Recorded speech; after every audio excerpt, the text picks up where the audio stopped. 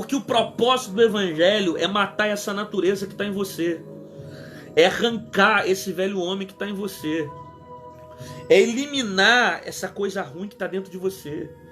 É fazer nascer uma nova criatura dentro de você. Um evangelho que não te transforma no evangelho. John Piper já dizia que se a mensagem que você tem ouvido é de Jesus e ela não tem mudado a sua vida, é porque a mensagem que você ouve não é de Jesus. Porque a mensagem de Jesus, ela te transforma de dentro para fora. Sabe, Bacon vai dizer que a prioridade do ensino de Jesus era transformação.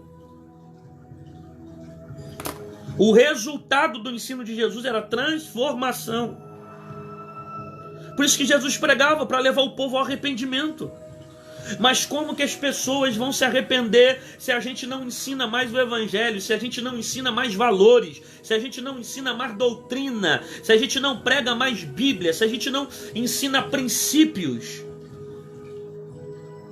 Não vai haver mudança para a nossa nação, não vai haver mudança para o nosso estado, se as mensagens que saírem do altar continuarem sendo mensagens que Jesus te ama, te aceita da forma como você está, é só fazer bem para o próximo e amar um ao outro. Não vai ter transformação na vida de ninguém se pregar somente o amor de Jesus.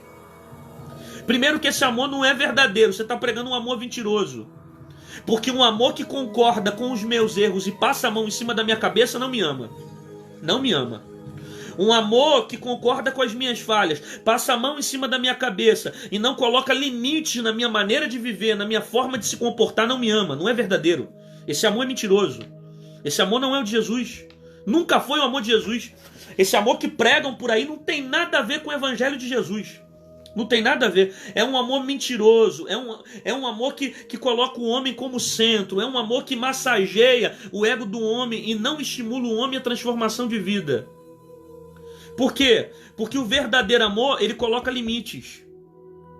Se eu digo para o meu filho, filho, eu te amo. Eu amo de verdade como eu amo meu filho.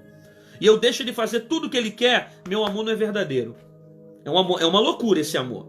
Porque eu sou pai, pô. Eu sou pai. Meu filho às vezes vai entrar em caminhos que ele não sabe o que é bom para ele. Eu tenho mais experiência que ele. Às vezes eu vou dizer não para ele, eu não quero dizer não, mas eu digo por amor. Isso é amor. Amor é guardar, amor é dizer não, amor é proteger, amor é preservar, amor é esconder. Amor é falar aquilo que é necessário no tempo certo, para que essa palavra gere uma transformação no caminho dele, na mente dele, na conduta dele. Então o amor que se prega por aí, que não exige transformação, não tem nada a ver com o amor de Jesus. Em qual evangelho dos 4 que nós conhecemos, 3 sinóticos e o de João que é para a humanidade, em qual evangelho Jesus pregou sem o resultado da pregação gerar arrependimento? Me mostra. Todo o propósito da palavra de Jesus era gerar arrependimento, gerar transformação. Gente, é uma coisa simples. Às vezes as pessoas distorcem coisas simples. Tudo que está na Bíblia tem uma condição. Até para Jesus fazer um milagre tinha uma condição. Até para milagre, até para cura. Jesus chegava diante das pessoas doentes e falava, queres ficação? Por que ele fazia isso? Porque tudo tem uma condição, um interesse meu, o desejo meu de abrir mão de alguma coisa para viver com ele. O evangelho não é você viver pela natureza humana, natureza adâmica, mas é viver agora por Cristo Jesus, pelos valores de Cristo. Isso não significa que você não vai errar. Isso não significa que você não vai falhar. Isso não significa que você não vai enfraquecer. Você vai errar, mas você não vai permanecer no teu erro. Você não vai permanecer na praticidade dos seus pecados. Você não vai ser mais dominado pelo pecado. É tão simples às vezes entender isso. E algumas pessoas, sabe, fazem acrobacia com isso, sabe? Distorcem a palavra de tal maneira que os tempos que a gente está vivendo hoje tem crescido isso. Parece que é um evangelho que não exige nada de nós, que não exige renúncia, que não exige transformação. Ah, mas a prioridade do evangelho de Jesus é amor. Calma. Porque tem um certo pregador que falou sobre isso, né? Teve um certo pregador muito conhecido da mídia, disse que o centro do evangelho é o amor, o centro de tudo é o amor. Não existe isso. Ele leu a Bíblia errada, não é a mesma Bíblia que eu conheço. Porque o centro de Jesus não é o amor, o centro de Jesus são as boas novas, é o evangelho. Ah, mas está lá no escrito, está no texto, porque Deus amou o mundo de tal maneira que deu seu único filho para que todo aquele que nele crê. Mas você só vai entender que Deus amou o mundo, você só vai entender o amor de Deus se você entender o evangelho, amigão. Se você não entender as boas novas, você não entende o que é o amor.